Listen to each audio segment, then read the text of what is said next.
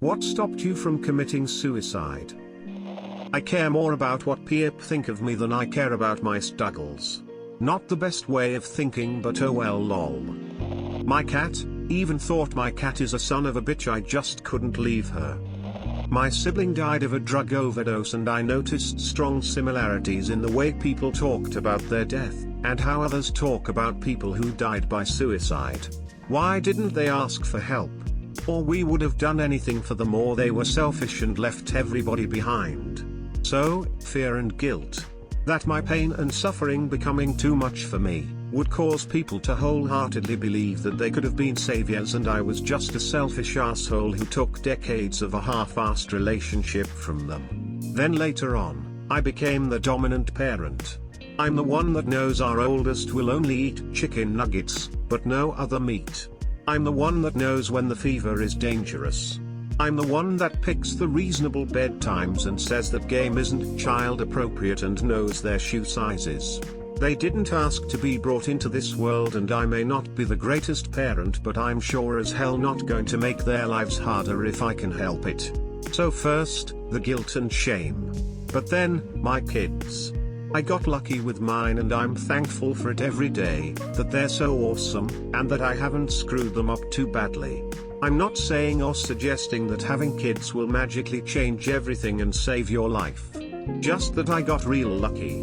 Now that I'm older and they're older, life is feeling more optimistic and more worth living. And I really hope my kids never feel the way I did. Hope for a good future, and family. Offing myself would create way more pain than it would solve. My life doesn't suck too much, I'm just unhappy and not hopeful. The dog helps too. A car pulled up and stopped, so I walked back home. I've never considered it in the first place. It really ain't that bad. My BF, he do so much for me that I promised myself to not do it unless we break up. I know that for some it might look dramatic, but this is real. Oblivion is the only place I would never figure it out. While looking for sad songs on YouTube, I was really surprised of seeing that every single one of them was full of comments from people convincing the reader of not committing suicide. The moment the pills I took kicked in, I regretted it and I called the ambulance, so the doctors stopped it. XD. The chance of suffering even more if I failed. Turning my pain into humor. Started writing comedy. Smile.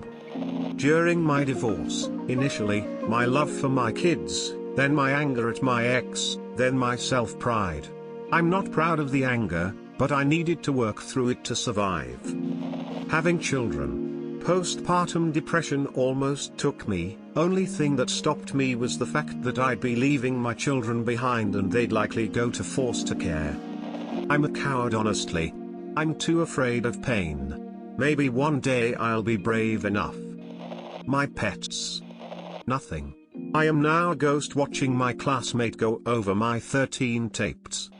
My best friend of 4 years, he also has a pretty toxic family and depression, and promised that if I killed myself he would kill himself too, and I couldn't do that, so I have him to thank. Heart. Me. I was at my absolute lowest and I spent an entire night awake with intrusive thoughts. I knew how I was going to do it and I could not stop thinking about it. When it was morning I called my dad and asked him to take me to the ER. Little bitted backbone. Things might seem brutal, but I can always see the light ahead. I decided that it would be a dick move to leave a corpse in the bathtub for my roommates to deal with. If I fail, it's gonna suck ass. My animals. I know that they wouldn't have good care without me and that my parents would not take care of them right. I love my animals. I once accidentally cut a little too deep and I panicked so hard that I never wanted to be in a situation like that again. Never cut myself after that. I'm glad it happened, even though I had PTSD afterwards. Genuinely, there are people who hates my guts. Being alive ensures that they continue their lives while I live rent-free in their minds. Being a bastard can make you do good things once in a while. And my parents are still alive. I always picture how sad my mother would be, or how my wife would handle being a widowed single mother. I think suicide just hurts everyone so deeply, so when my pain is deep and I feel down, I just remember that I need to be strong for the ones I truly care about. I honestly think at the time the fear of not succeeding and ending up worse off than I was more of a deterrent than anything. Eventually, I didn't want my dad to be alone, and now I don't really have the thoughts that often.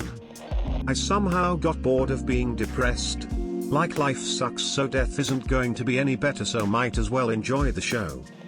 I don't like giving up. I knew it would crush my poor grandma. She was the only person to ever truly care for me. I couldn't trust my pets to anybody else.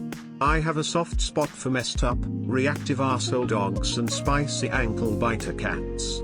At the time I had 1 dog and 3 cats, as well as a host of small animals, rats, daggers, and a cockatiel from hell. Knowing they'd all be euthanized or sent to a shelter to either die or suffer, or get adopted into the wrong home for them, I couldn't do that to them. They relied on me, and betraying that made me feel worse than the depression. So, I stayed. And now I have another ass of a dog who I love with every fiber of my being, and we're both in a much better place than before. Smile.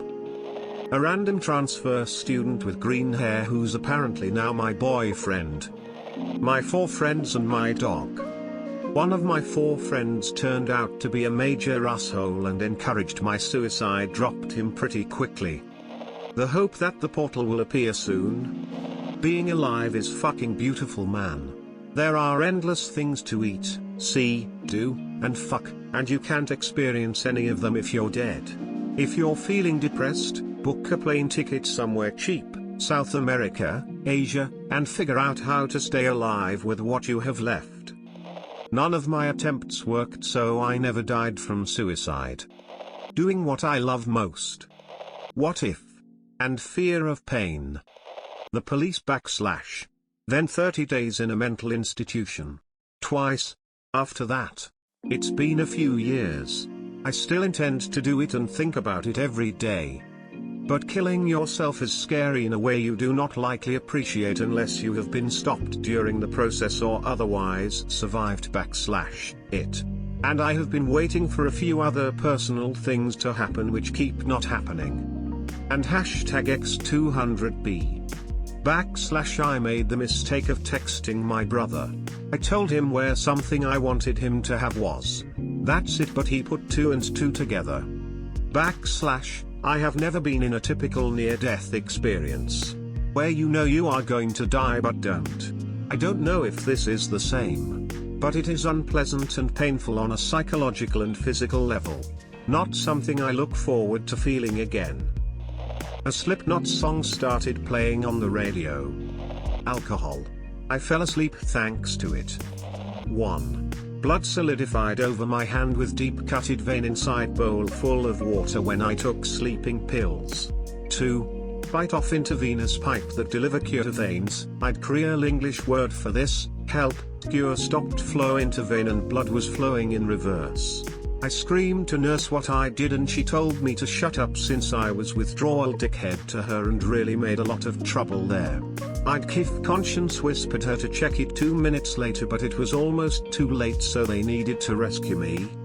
3. Overdose day before X mission.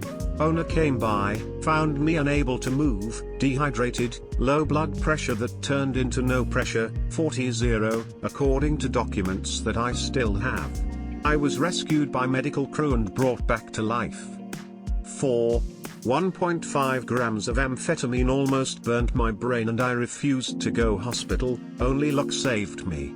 I was 6 months in a state I needed to relearn basic words from scratch, not mentioning terrible pain inside my head lasting 3 days like there was burning knife sticked in my brain. 5. 1,800 milligrams of DXM. Had hallucinations for 2 weeks straight and terrible bad trip. I thought it will be always like that because there was a case in our town when youngster took a 450 milligrams and his hallucination state was locked for long years and he became a total psycho under constant medical treatment and life support machinery. I never attempted that again. Now my wife and kid, 6 years clean. They hold me in this world. Those 2 beloved beings are the only good in my life, The only tie that keeps my body alive somehow. Cowardice. Should have tried harder. People keep telling me it's going to get better.